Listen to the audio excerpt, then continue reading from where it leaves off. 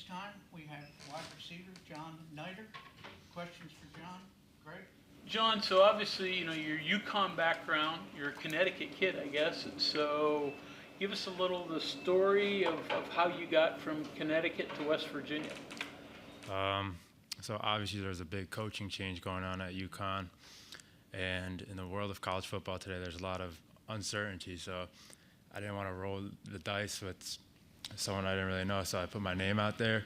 And West Virginia is one of the first schools to reach out to me. And I took notice of that. And they were very kind, very compassionate to me. And I like what they were offering. So I came here. You had a teammate that came from Connecticut as well. Does that make the decision easier that you didn't come here without knowing anybody? Actually, yeah, the funny story is I didn't even know he was on a visit here until I got here. I walked in the cafeteria, and he was sitting down eating. I was like, what are you doing here? He said the same thing to me, but that was kind of funny. When we both committed, it was just nice knowing there's someone else here with me. Good to know you used information. Yeah. Music. What makes you feel like you're ready for Big 12 football, for this level of ball? It's football. It's the same thing everywhere. Some people say it's different levels. There's levels to it, but I've been doubting my whole life, even since I was younger, and I just continue to prove people wrong. So there are levels to it, but I'm going to keep raising my game to every single level. What do you bring to the table for West Virginia, you think? I'm going to give them everything I got. I'm going to leave it all out on the field, and I'm going to try to get everyone around me better. How are you feeling about your first taste of, Milan Pushkar Stadium, the fan atmosphere here at WVU? The fan atmosphere is awesome. I didn't expect the turnout to be what it was today. I'm not used to that, but it was pretty cool seeing all the support and the show out from the fans. It was really nice. What did you think of your performance today, and then what did you think of your spring as a whole? I thought I had a really good spring. I kept developing. I want to continue developing. I think I had an all right day today. Obviously, I always want better for myself. I want to keep pushing myself to be better. But I think overall everyone also had a really good spring. We're all developing. High school quarterback, right? So, the switch to wide receiver, how difficult was that? What's your progress been in that regard? I played quarterback in high school, and when I walked on at UConn, I kind of told them I want to play receiver. I think I had the best shot at receiver. So I started out receiver first year, lots of developing, lots of learning, and I'm still on that path of developing and learning. I still want to learn as much as I can, develop as much as I can, because I had a late start compared to everyone else. So I think it's also a good thing for me because I got to pay extra attention to the little details to continue to develop. Sorry, thoughts on playing in a tempo offense and the conditioning part of running? It's a change. We also did that a little bit in high school, so it's not too different to me. It's easy to adjust, but I like the tempo. It's fun. To a little bit of that end, what's been your first spring under Rich Rodriguez been like? It's fun. It's definitely a different environment, different scene, but I like how he runs everything. I like how he pushes us, and he gets the best out of us every day.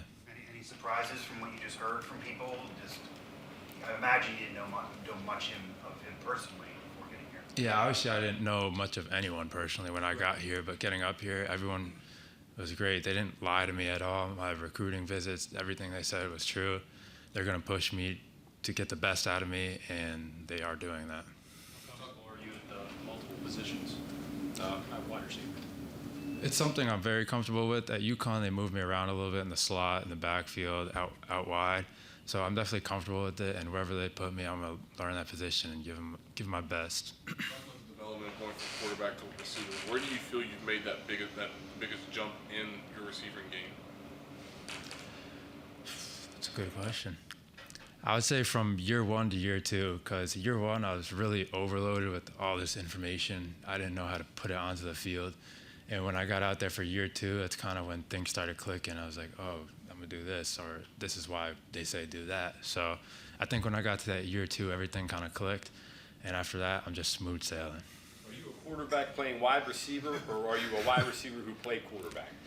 I think I'm both. I could do both any given time. Just throw me out there. Well, I understand. But the point is that when you play quarterback, you understand the passing game from a different point than you did if you were just a wide receiver. Yeah. Talk about that a little bit. So I would say, as of right now, I still got that quarterback mindset a little bit. It helps me read coverages or help me understand what the quarterback's thinking. I keep that in the back of my mind a lot. but at the same time, I got to be a receiver out there. I got to play the game like a receiver. So there's a little bit of QB going on in the back of my head to help me out, but majority of the time, I'm in that wide receiver mode. When you were a quarterback, were you a baller or were you a system guy, or how did you? Just make Ball. plays. Just go out there, make plays, find the open man, make something happen. When you're doing your self-evaluation, are you looking more on film, or are you listening and having more meetings with your position coaches in regards to continuing to develop and grow your position? I think there's a mixture to that really makes that flow. Obviously, you got to watch a lot of film and find those things that you may be doing wrong, or talk to your coach that you ask him what I may be doing wrong. And finding the mixture of that, I think that's going to really help me develop and succeed. Have you felt comfortable? Guys talked about intensity, a hard edge being a big thing today going in. How did you feel as someone who was down there on the field, the competitiveness and the intensity was today, and to follow up on that just for the entirety of the spring? We're all trying to compete every day. Every day we're going in there, we're having fun with it, we're competing, we're all trying to get each other better. It may seem like we're bashing at each other right now, but we all have the same goals in the end. We all want to win, and we're all using each other and pushing each other to get to our goals. What has your quarterback background helped you, even in relationship with the quarterbacks? They're in a competition. Have there been any moments where you went aside and said, hey, I was a quarterback, I would have done this, here's a tip?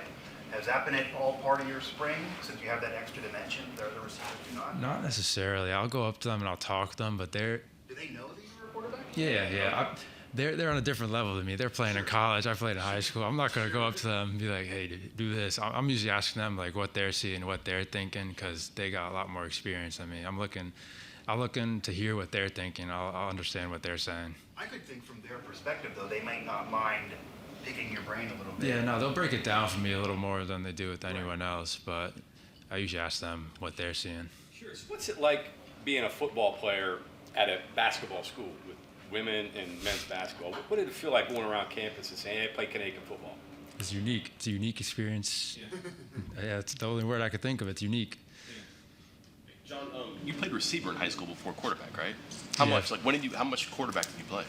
So I played receiver my freshman year a little bit on varsity, and then sophomore year, COVID rolled around, so we didn't really have a season, so it's just like 7-on-7s and stuff. Then my last 2 years, that's when I made the switch to quarterback because my team needed a quarterback. I just stepped up. And then walk on UConn. You were scout team, special teams first, right? And then I was on scout team first 2 years, yeah. the cornerbacks were like, put this guy on offense, like he's killing us. Yeah. Is that seriously how that went? Yeah, the DBs were also making helping me out, just telling the coaches like, get this guy out there, and I just stayed continuous, kept making plays. My teammates were vouching for me, and I got my opportunity. You all threw the ball a ton though, like Bell, right? Yeah, Skyler Bell. So yeah, how much fun was it? Not just with him, but in that offense where it's so much in the air. It was great learning from a guy like that, having those guys around, because I like learning from my teammates as well, because they're also very good players. So I take advice, game from anyone I can. So I've had a lot of great receivers around me over the years, and coaches. Real quick on that last question, a unique experience. Can you expand on that a little bit? You just got to experience it to understand it. Yeah, it's really hard to explain.